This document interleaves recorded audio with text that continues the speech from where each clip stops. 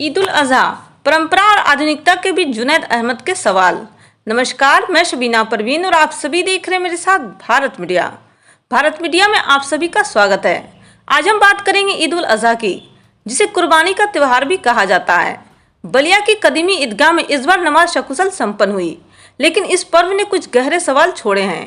ये सवाल बलिया के युवा जुनैद अहमद ने उठाए हैं, जो हमें परंपरा, आधुनिकता और सामाजिक सरोकार के बीच संतुलन साधने पर मजबूर करते हैं। आइए इन सवालों को संक्षेप में समझते हैं। कुर्बानी के मायने, जानवर या प्रतीक? जुनैद का पहला सवाल है, जानवर क्यों जिहाब होते हैं और क्या कागजी या मिट्टी के बकरे की कुर्बानी पर विचार होना चाहिए?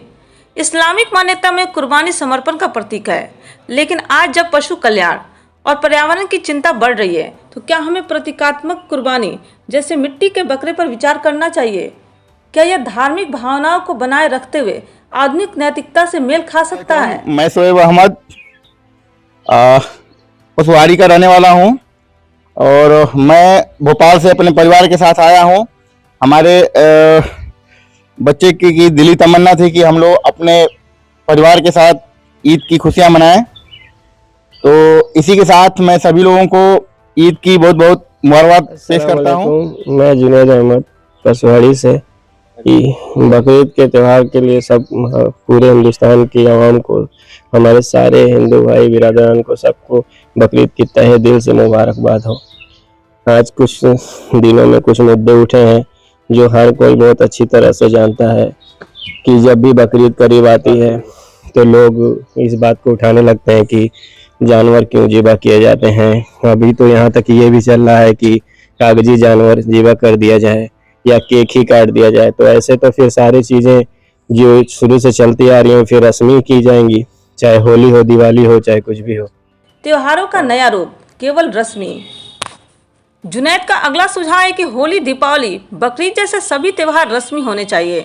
उनका मानना है कि त्योहारों का मूल मकसद सामाजिक समरसता और भाईचारा बढ़ाना है, न कि अनावश्यक खर्च और दिखावा। क्या हमें त्योहारों को उनके आध्यात्मिक और सामाजिक महत्व तक सीमित कर उन्हें उपभोक्तावादी संस्कृति से मुक्त करना चाहिए? गरीबों के लिए कुर्बानी बोझ या वरदान? जुनैद ने एक संवेदनशील सवाल उठाया है। गरीब लोग क्यों अपनी जमा पूंजी बकरों पर खर्च करते हैं? क्या कुर्बानी उनके लिए वरदान है? कुर्बानी का एक हिस्सा गरीबों तक पहुंचता है, पर क्या यह आर्थिक बोझ नहीं बन जाता? क्या इस राशि का उपयोग गरीबों की शिक्षा या स्वास्थ्य जैसे अस्थायी मदद के लिए क्यों नहीं किया जा सकता? दिवाली हो, चाहे कुछ भी हो। और देखा जाए अगर सही मायने में बकरीद, तो ये बकरे की कुर्बानी नहीं है, ये हम जो लोग हैं उनके पैसों की कुर्बानी है। बड़ी मशक्क़त, बड़ी मेहनत से बहुत गरीब परिवार ऐसे हैं जो बड़ी मेहनत से पैसा जमा करके बकरीद के लिए एक बकरा लाते हैं। वो भी बकरा जो आम दिनों में 10,000, 12,000, 20,000 में मिल जाते हैं, वो कहीं जाके 50, 60, 70, 80 हज़ार में आदमी खरीद के लाता है। शौकीन लाता है, वो जानता है कि महंगा मिल रहा है, मगर वो उसमें ये नहीं देखता है। और वो भी लाने के बाद ये नहीं है कि आप सारा आप ही कंज्यूम करते हैं, वो लोगों में तकसीम किया जाता है। गरीब फुकरा में जिनको नसीब नहीं है, जिनको मिलता नहीं है, उनके में बांटा जाता है। जबकि ये इस्लाम में है कि एक ही हिस्सा आप रख सकते हैं, 3 हिस्सा आप दूसरे को दे सकते हैं। तो ये किसी को शौक नहीं है कि कोई अपना पैसा लाख लाख रुपया खर्चा करे सिर्फ इसलिए कि वो खाए, खुद ना खाए और दूसरों को बांट दे। तो ये एक तरह से बकरे की कुर्बानी नहीं है, लोग पैसे की भी कुर्बानी देते हैं। और यहाँ पे एक तरह से बिजनेस भी बड़े पैमाने पे होता है। वहाँ जो लोग बकरियाँ जो बेचने आते हैं मंडियों में, आपने देखा होगा, गौर किया होगा कि सिर्फ मुसलमान ही नहीं होते हैं, गांव तबके के बहुत से ऐसे लोग हैं जो अदर कास्ट से भी हैं, जिनका ये रोजगार है, जो साल भर या बकरे को पालते हैं ताकि वो ले जाके अच्छे दामों में उसको मंडी में ले जाके बेच सकें। तो ये एक बिजनेस है, ना कि एक, ये ना कहा जाए कि सिर्फ एक लोग जानवर का वो किया जा रहा है, मारा जा रहा है उनके इस नाम पे। अगर ऐसा कहा जाएगा तो फिर 200 करोड़ से ज्यादा साल भर में KFC और मैकडॉनल्ड खा जाते हैं। ऑनलाइन मटन और दोहरे मापदंड। जुनैद ने ऑनलाइन मटन खरीदारी की बढ़ती प्रवृत्ति की ओर इशारा करते हुए सवाल किया है। क्या कुछ लोग बकरीद पर जानवरों की कुर्बानी को गलत बताते हैं, लेकिन खुद ऑनलाइन मटन मंगाकर खाते हैं? यह दोहरे मापदंड पर सवाल उठाता है। क्या मांस की ऑनलाइन खपत पशु कल्याण पर सवाल नहीं उठाती? और क्या ऐसी आदतों पर खुली बहस की जरूरत है? पशुपालन का भविष्य केवल दूध के लिए? जुनैद का अंतिम सवाल है, अगर जानवर अब नहीं कटेंगे तो पशुपालन पर जोर क्यों? क्या पशुओं का पालन सिर्फ दूध के लिए होता है?